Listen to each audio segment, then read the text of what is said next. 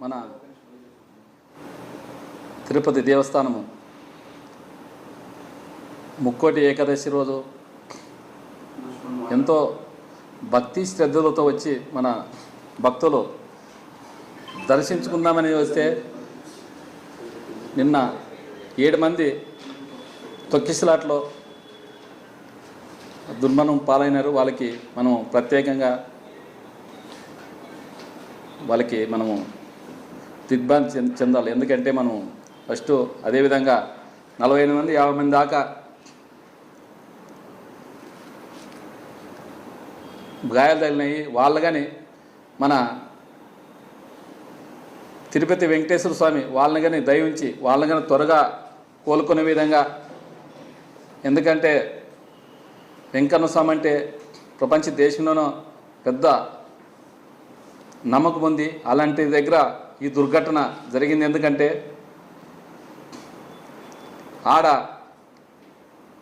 అక్కడ వీళ్ళు పోలీస్ డిపార్ట్మెంట్కి టీటీడీ వాళ్ళకి సంయుక్త లేకనే ఈరోజు ఇంత ఘటన జరిగింది. ఎందుకంటే అక్కడ టీటీడీ చైర్మన్ ఎంతో భక్తి శ్రద్ధలతో ఉండాలి. అలాంటిది ఆయనకి టీవీ పిచ్చి, రాజకీయ పిచ్చి ఆయనకి. అలాంటి వానికి ఇచ్చిన దానికి ఈరోజు ఈ ఘటన జరిగిందని చెప్తున్నాం. ఎందుకంటే ఆయన సఖ్యత లేదానికి. అక్కడ ఆయన బోర్డు చైర్మన్ పెట్టిన రోజు నుంచి ఏదో వివాదంలోనే చెప్తున్నారు. కానీ పరిపాలన సరిగ్గా టీడీ చైర్మన్గా పరిపాలన సరిగ్గా అక్కడ చేయట్లేదు. మేము ఒకటే అడుగుతున్నాము, భక్తులు ఎంతో భక్తి శ్రద్ధలతో అక్కడికి వస్తారు. అలాంటిది వీళ్ళు అక్కడ రాజకీయం చేసుకుంటూ ఉండి ఈ కూటమి ప్రభుత్వం వచ్చినప్పటి నుంచి తిరుపతి దేవస్థానం మీద ఏదో ఒకటి వివాదం నేర్పుతున్నారు. ఎందుకంటే భక్తులు మనోభావాలను దెబ్బతింటున్నాయి. ఎందుకంటే ప్రపంచ దేశంలోనే ప్రసిద్ధిగాంచిన తిరుపతి దేవస్థానం అంటే ప్రపంచ దేశాల్లోనే ఒక దేవస్థానం ఇది. అలాంటి దగ్గర వివాదమైన మాటలు మాట్లాడుతూ అక్కడ రోజుకోటి మాట్లాడుతుంటూ ఏదో ఒకటి తిరుపతి దేవస్థానం అక్కడే అపవిత్రం చేసుకుంటూ ఉన్నారు. ఈరోజు వీళ్ళు పరిపాలన కూటమి ప్రభుత్వం వచ్చినప్పుడు వీళ్ళకి ఎందుకంటే భయము భక్తి లేదు, మనసులంటే విలువ లేదు, భక్తి లేదు, భావం లేదు. వీళ్ళకి ఓన్లీ వాళ్ళు ప్రచారం పిచ్చి తప్ప వేరే ఆలోచనే లేదు వాళ్ళకి. అలాంటి వారిని ఈరోజు మనకి దేవస్థానం దగ్గర, ఇంత పవిత్రమైన దేవాలయం దగ్గర ఇంత అపవిత్రం జరిగిందంటే అసలు చరిత్రలోనే ఈ సంఘటన ఎప్పుడు జరగలేదు. వీళ్ళు పరిపాలన వచ్చినప్పటి నుంచే అన్నీ ఇక్కడ ఏదో ఒకటి చేస్తున్నారు. కాబట్టి గత ప్రభుత్వం 5 సంవత్సరాలునే ఏ ఘటన జరగలేదు. ఏదైనా చిన్న ఘటనలు జరిగితే దాన్ని పెద్ద భూతద్దంలో చూపించేవాళ్ళు. ఈరోజు ఇంత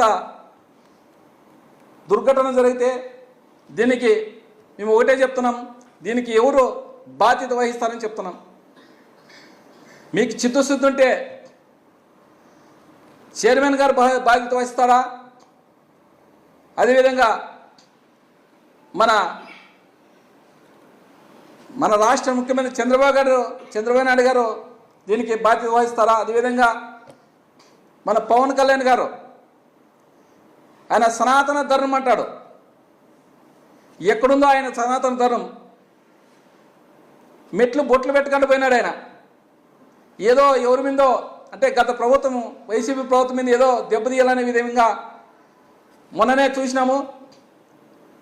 అది తిరిగి మళ్ళీ వాళ్ళకే కొట్టుకుపోయింది. అది ఇక్కడ ఎవరో తప్పు చేసింటే కదా అది. వీళ్ళకి ఏం ప్రచారం పిచ్చి తప్ప వేరే పిచ్చి లేదు. పోయిన సంవత్సరం మన గోదావరి పుష్కరాల్లోన ఆ రోజు కానీ 27 మంది చనిపోయిన దుర్ఘటన చూసినాం. ఈరోజు ఎప్పుడు వచ్చిన వాళ్ళని టోకన్లు తీసుకుంటే సమస్య లేదు, వాళ్ళకి టైం టేబుల్ పెట్టి మొత్తం క్యూలో నిలబెట్టి ఒకేసారి వదిలితే జనాలు అంత కింద మీద పడి ఈరోజు ఇంత దుర్ఘటన అంటే అసలు ప్రపంచ దేశాలే తల వంచుకునేటట్లయింది. ఎందుకంటే సాక్షాత్ శ్రీ వైకుంఠ వాసుడు అక్కడ ఉన్నాడని అందరూ ప్రజలు నమ్ముతారు. అలాంటి దగ్గర ఇట్లా జరిగితే మన రాష్ట్రానికే చెడ్డ పేరు ఇచ్చే విధంగా వీళ్ళు పరిపాలన చేస్తున్నారు. ఈ పరిపాలన చూస్తున్నాం మనము. వీళ్ళ 6 నెలలు అయింది ప్రభుత్వం ఏర్పడి. ఆ రోజు నుంచి ఏదో ఒకటి ఎగురిని వాడిని కొట్టేది, ఈయన కొట్టేది, చంపేది, కొట్టేది ఇదే చేస్తున్నారు తప్ప వాళ్ళు ఎక్కడెక్కడ డైవర్షన్ పరిపాలన చేస్తున్నారు. ఏదో డైవర్స్ చేయాలనే విధంగా చేస్తున్నారు. అలాంటిది ఈరోజు సాక్షాత్ ఆ వెంకటేశ్వర స్వామినే ఈరోజు వాడుకొని, ఎందుకంటే ఆయన బిఆర్ నాయుడు గారు ఆయనకి చిత్తశుద్ధి లేదు, ఆయనకి పరిపాలన మీద లేదు, దైవభక్తి లేదు ఆయనకి పిచ్చి, రాజకీయ పిచ్చి. ఎప్పుడప్పుడు ఎవరినైనా ఎత్తేస్తాం, ఎవరిని చేస్తామనే ఆయన టీవీ ఛానల్ కోసమే ఈరోజు ఇంత పబ్లిసిటీ చేసి ఈరోజు అన్యాయంగా 7 మందిని ప్రాణాలు బలిగొన్నారు. మళ్ళీ అదే అక్కడ ఉండే డిపార్ట్మెంట్, పోలీస్ డిపార్ట్మెంట్ కానీ ప్రజలే చెప్తున్నారు, అక్కడ ఉండే డిఎస్పీనే అంత గుమ్ముకూడినాక ఒకటేసారి క్యూలో వదిలిన దానికే ఈరోజు అంత మొత్తం ఒకరి మీద ఒకరు పడి చనిపోయినారని చెప్తున్నారు. దీనికి ఎవరు బాధ్యత వహిస్తారో ఖచ్చితంగా ఎవరు మాకి ఈ ప్రజలకి మీరు ప్రజలకు సమాధానం చెప్పాలి. ఇప్పుడు చంద్రబాబు ఉన్న టీవీల మీద సీరియస్ అయ్యేది కాదు. నువ్వు పరిపాలన గాడి తప్పింది, నీ పరిపాలనే మీరు అనుకున్నారు. మనం చూసినాం ఆయన పవన్ కళ్యాణ్ గారు సినిమాలకైతే సెట్ అవుతాడు, రాజకీయానికి సెట్ కాడు ఆయన. మొన్న 2 ప్రాణాలు పొలికొన్నాడు ఆయన. ఆ పిల్లలు అనవసరంగా ఉసిగొలిపి అంగీలు చింపుకోండి, సైలెన్సర్లు కొట్టుకోండి, రెచ్చిపోండి అనే విధంగా అనిందానికే ఈరోజు వాళ్ళు ఆ రోజు 2 పిల్లలు బలి అయిపోయినారు. ఎవరన్నా రాజకీయంలోనూ డిప్యూటీ సీఎం గారు అత్యంత విలువైన నాయకుడు నువ్వు ఇప్పుడు రాష్ట్రానికి, అలాంటి వాళ్ళు అలాంటి మాటలు మాట్లాడతారా? అలాంటి వ్యక్తి పరిపాలన చేస్తున్న దానికే ఈరోజు మనకి మన రాష్ట్రం ఇంత దుస్థితి చెందుతుంది. ఒకరిలో ఐక్యత లేదు. ఈ ఐక్యత లేకనే ఈరోజు తిరుపతిలో ఇంత అన్యాయంగా ప్రజల ప్రాణాలు బలికొన్నారు ఈ కూటమి ప్రభుత్వం. అది సాక్షాత్తు ప్రధానమంత్రి వచ్చిన రోజునే ఈరోజు ఇంత దుర్ఘటన జరిగిందంటే మళ్ళీ ఆయన ప్రధానమంత్రి గారు మళ్ళీ ఎవరి మీద చర్య తీసుకుంటారో చూడాలి. ఆయన కానీ మేము ఒకటే చెప్తున్నాము, ప్రజలకి సమాధానం చెప్పాలా, ప్రజలను రక్షించుకోవాలి. కానీ మీరు వచ్చిన రోజు నుంచి మనసులు ప్రాణాలంటే లెక్కలేదు, ఆడపిల్లలు మానాలంటే లెక్కలేదు మీకు. మీరు ఈ దుర్మార్గమైన పాలన చేస్తున్నారు. ఈ పాలనకి స్వస్తి పలికి పరిపాలన, మంచి పరిపాలన చేసే విధంగా, ఎందుకంటే ఆయన 40 ఏళ్ళు ఇండస్ట్రీ అంటాడు, 14 ఏళ్ళు ముఖ్యమంత్రిగా చేసిన అంటాడు. అలాంటి వ్యక్తి ఈరోజు మనకి తిరుపతి దేవస్థానంలో ఇంత అన్యాయంగా 7 మంది చనిపోయినారు. దాదాపుగా ఇంకా 45 మంది దాకా హాస్పిటల్లోన చికిత్స పొందుతున్నారు. దీనికి బాధ్యత వహిస్తూ మీరు దీనికి ఎవరు బాధ్యత వహిస్తారో, ఎవరు రాజీనామా చేస్తారో మీరు ఖచ్చితంగా దీనికి బాధ్యత వహించి చాలా ఆశామాషమైన విషయం కాదు ఇది.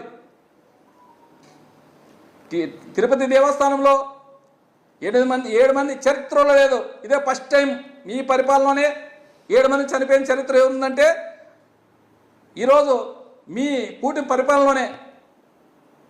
మళ్ళీ అంతా సనాతన ధర్మం పాటించే వాళ్ళే బీజేపీ వాళ్ళు కానీ మళ్ళీ ఎక్కడ పోయినారో నేను చెప్తున్నాను.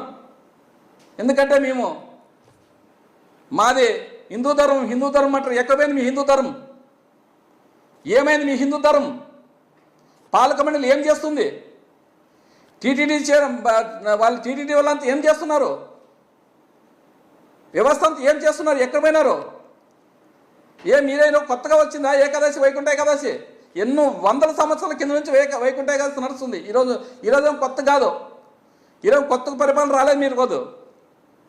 అలాంటిది ఈరోజు మీరు ఇంత దుర్మార్గమైన పాలన చేస్తున్నారు కాబట్టి, చిత్తశుద్ధి లేని పాలన చేస్తున్నారు కాబట్టి ఈరోజు వైకుంఠ వాసులు కానీ ఈరోజు మీ మీద ఆగ్రహించినాడని చెప్తున్నాం మేము. ఎందుకంటే మీరు సరిగ్గా పరిపాలన లేదు, మీది చిత్తశుద్ధమైన పరిపాలన లేదు మీది. అలాంటి పరిపాలన చేస్తున్నారు కాబట్టి ఆయన కానీ కన్ను దర్శనం ఈరోజు మీ మీద. ఇలాంటివి జరగకోకుండా మీరు ముందుకు ఇంకా మీరు చర్యలు తీసుకొని సక్రమైన పరిపాలన చేయాలని మిమ్మల్ని కోరుకుంటున్నాము. అదేవిధంగా దీనికి మాత్రం ఎవరు బాధ్యత వహిస్తారో బిఆర్ నాయుడు ఏమంటారు? చేతులెత్తి అసలు జరిగిందంటారు. ఏమిది అది? టీటీ చైర్మన్ అంటే ఏమి? అన్నీ సక్రమంగా చూసుకోవాలి. అక్కడ గాలి కొదేసి కానీ అక్కడ టీటీడీ చైర్మన్ ఏంటి? అది నీ సొలాబుల కోసమేనా అక్కడ టీటీడీ చైర్మన్ ఏంటి? అది నువ్వా? ఇలాంటి వ్యక్తిని మీరు ఎట్లా ఏ విధంగా మీరు టీటీడీ చైర్మన్కి పెట్టారు మీరు కూటమి ప్రభుత్వం? ఎందుకంటే మీది ఎప్పుడంటే పదే మీవన్నీ వార్తలు ఛానల్లో రాస్తున్న దానికి చేస్తున్న దానికి ఈరోజు ఛానల్ చూపిస్తున్నానికే ఈరోజు మీరు ఆయనకి టీటీడీ చైర్మన్ ఇచ్చినారు. ఇప్పుడు ఎంత భక్తి భావాలతో ఉండాలి అక్కడ, ఎంత భయం భీతితో ఉండాలా అక్కడ. అలాంటి భయమీ భీతి లేదు మీకు. అట్లా భయమీ భీతిలోనే పెట్టిన దానికి ఈరోజు ఇంత అన్యాయంగా 7 మంది ప్రాణాలు కోల్పోయినారు. ఇలాంటిది ఇంకొకసారి జరగకుండా మీరు పరిపాలన చేయాలనే మీ కూటమి ప్రభుత్వం చెప్తున్నాము. అదేవిధంగా పవన్ కళ్యాణ్ కానీ చెప్తున్నాం, మీరు పరిపాలన చేసే విధంగా చేయాలి, కానీ రెచ్చగొట్టే మాటలు రెచ్చగొట్టే చేసే విధంగా మీరు చేయకూడదని మీకు చెబుతూ, దీనికి మాత్రం బాధ్యత ఎవరు వహిస్తే మీ ముగ్గురులోని ఎవరు వహిస్తారో ఖచ్చితంగా మీ ఇద్దరులో మీ ముగ్గురులోన డిప్యూటీ సీఎం గారు, సీఎం గారు, టీటీడీ చైర్మన్ మీరే ముగ్గురులోని ఎవరు బాధ్యత వహిస్తారో దానికి ప్రజలకి చెప్పి మీరు దీనికి మాత్రం బాధ్యత వహించి ఎవరో దానికి రాజీనామా చేస్తారు మీ ముగ్గురులోని ఎవరో తెలుసుకోవాలని మేము ఈరోజు విన్నవించుకుంటున్నాం.